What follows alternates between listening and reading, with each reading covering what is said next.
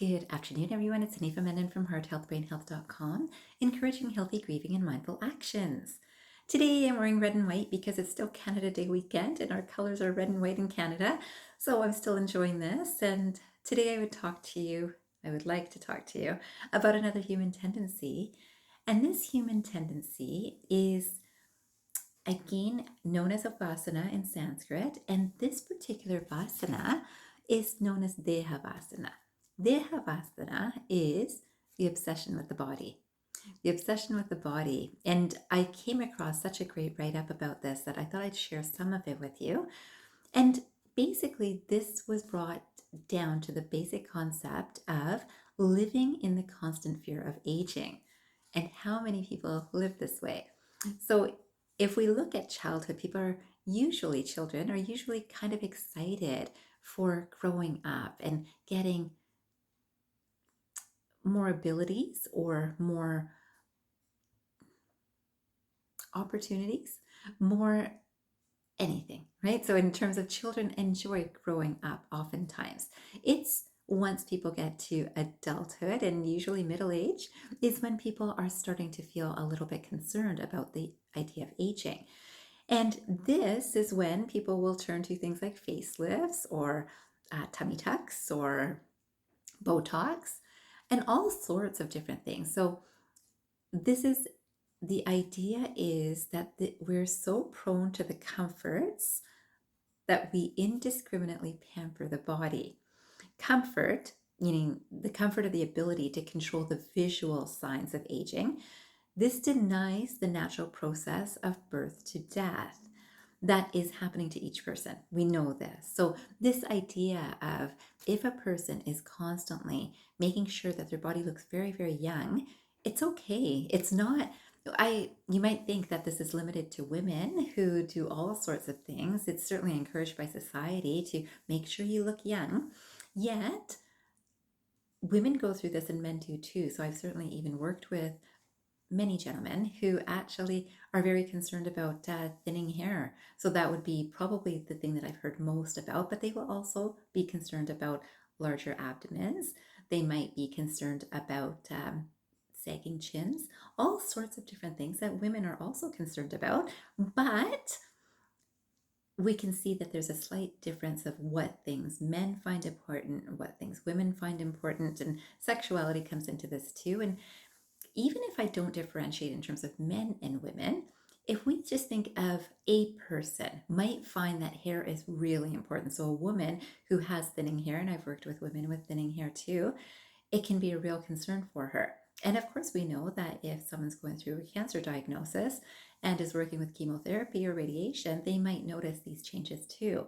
Then, of course, we look at sexuality. In sexuality, we might see that men get very concerned if there's a slight change in their sexuality, and certainly if there's a major change. If there's a major change, of course, this can happen with aging for men. So oftentimes a man's prostate starts enlarging at about midlife, and this might create changes in urination. But what I hear most about, unless there's pain, the biggest concern for men in that situation is often the inability to enjoy a sex life. And so that is often what I will hear about. Either way, the whole idea of this vasana is that a person will then unconsciously deny that it's time to do the accepting part of what is right now. The acceptance of what is right now is the fact that life is short. The life cycle from birth to death is short. So the acceptance of where we are at any time is now. So it can't be that when I get there, then I will be more accepting. So what usually happens when there's this vasana is when I get this Botox, when I get fuller lips, when I remove these wrinkles, when I get more hair, all of these things, then I'll feel better. And I'll feel better because I look younger. That looking younger is totally fine if you're doing it to just feel good. But if that looking younger starts convincing our own minds that we are younger, we stop looking inward to do the deeper work. And that deeper work is, of course, what I would strongly encourage us all to do, because that deeper work is what reminds us of the things that are eternal and everlasting. I came across a couple of wonderful quotes for this video too. So this first one that I wanted to share with you is by Shannon L. Alder.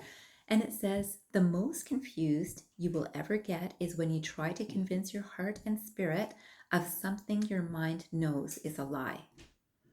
When you try to convince your heart and spirit of something your mind knows is a lie.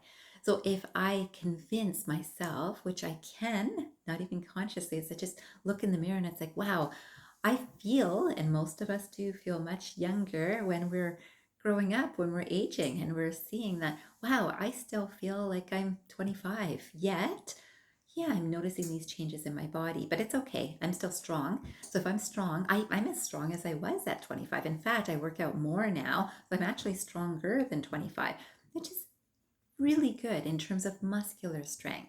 In terms of understanding the work of acceptance, I'm seeing that there are changes happening in my body without sadness, without judgment, with this whole awareness. This is the life cycle. And this is what often is forgotten by people when they're very caught up in the cosmetic experience. And let's not even say that it's going into the cosmetic world, because this is medically, people can get all sorts of medical help to work on various things that are changing in the body. So whether it's by medication, whether it's by creams, whether it's by supplements, whether it's by anything that gives us a little help to feel younger, right? So remember, there's a huge industry in terms of feeling younger. Feeling younger is fantastic. Just allow the mind to recognize that, yes, I'm feeling younger. I'm doing these things to help me feel younger, but I am aging. And we do have this life cycle from birth to death. And this is, again, just an acceptance of this fact. And we know some people have a very short life and some people have a very long life. So it's not about, oh my goodness, I'm aging, something will happen, because that does not allow us to enjoy the moment as it is right here, right now. And right here, right now, things can be fabulous if we allow our mind to truly be there. I also found a beautiful quotation that I'd like to end today's video with, and it's by Henry Wadsworth, I should say, Wadsworth Longfellow. And it's interesting, I've often thought of this man's name as Henry Longfellow, but Wadsworth. So this quotation says, for after all, the best thing one can do when it's raining is let it rain. Now, I don't know about you, but I do know that in Ontario, we're getting rain right now. I know that I had heard about rain in Alberta yesterday, and I do know that there has been rain in Bali. We all have rain. And if we look at our own lives, we have days that are sunny, we have days that have rain. And when it's raining, let it rain. And I can tell you, I love the rain.